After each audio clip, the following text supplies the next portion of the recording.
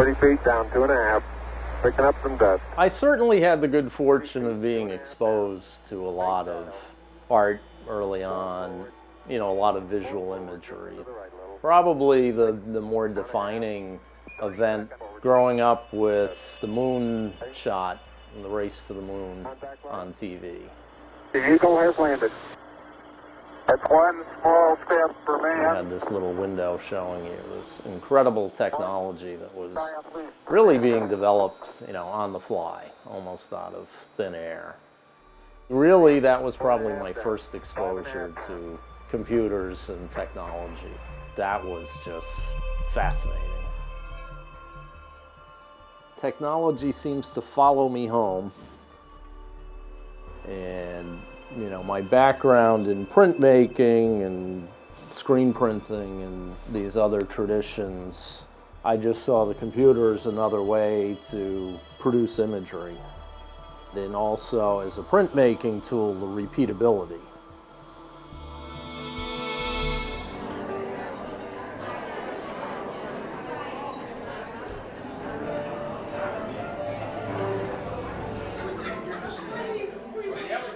I went to URI and studied a lot of science, marine biology in particular, and also anthropology, and got interested in a whole host of other ideas. And studying printmaking, I ran into Bart Parker, who was teaching photography, and his take on it was more about seeing in a worldview.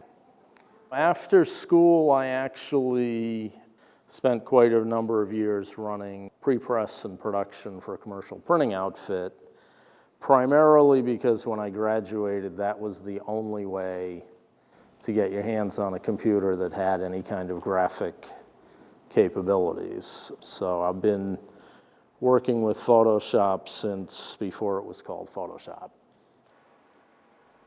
From very early on, I was fascinated with an extended image, some way of capturing more than that snapshot or that Kodak moment.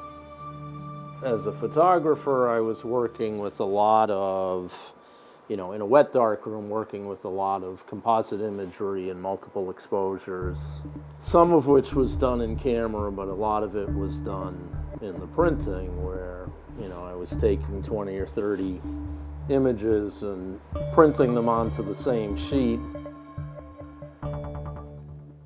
The panoramic images are a very different kind of thought process and mechanically a very different kind of capture where I use all of each picture that I shot. So it's not Photoshop in the traditional sense where you're copying a little piece of this picture and a little piece of that.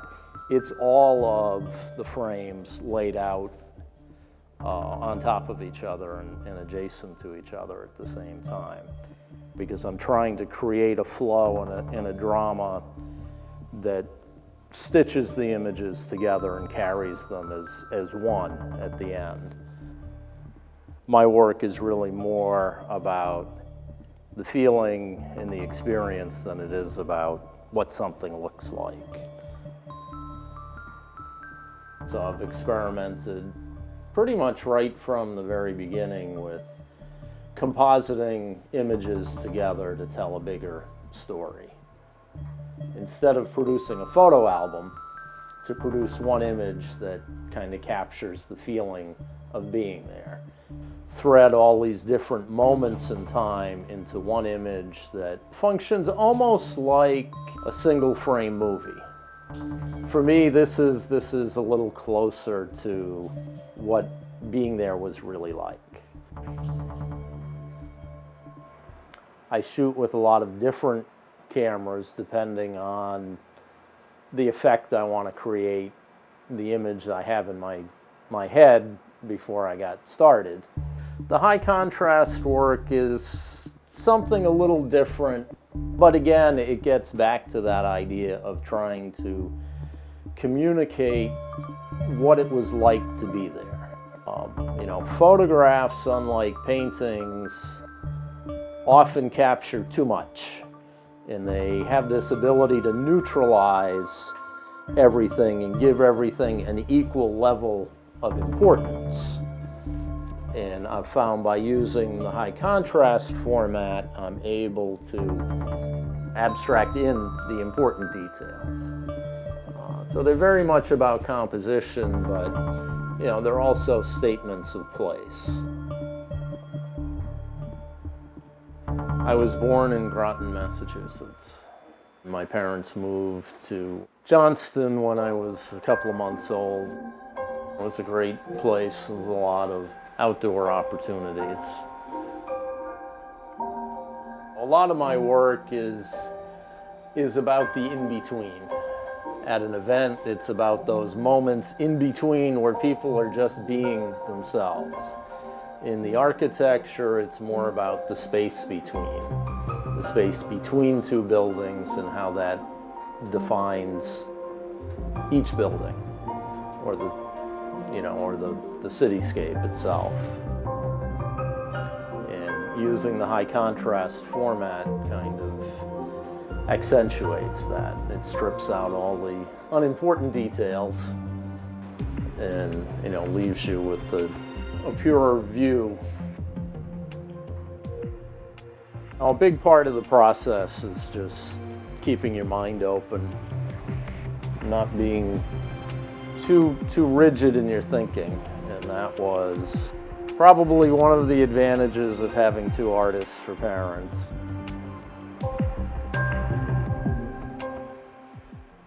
Oftentimes when you're out and you're struggling to make the shot, it's just not what you wanted, it's just not working. 9 times out of 10, it's as simple as turning around and aiming the camera 180 degrees around, and you'll catch something just so totally unexpected. More often than not, those are, while they might be images that I don't do too much with, those are the magic moments. Technology plays a big part in my work and how I make it. At the end of the day, though, my work, for the most part, isn't about the technology itself. It's really about people and how we relate to each other and how we relate to the environment that we've built. There's a history that fascinates me, the history of the technology, but also the human experience. But there is definitely a process of moving forward, because you can't go backwards. Trying to revisit what's been done before and take it in a new direction. The technology, while it's fascinating, is really meaningless without people.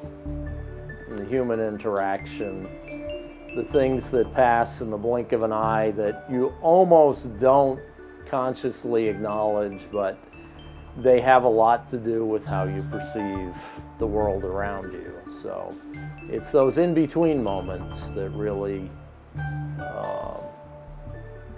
fascinate me, because they really are the defining moments.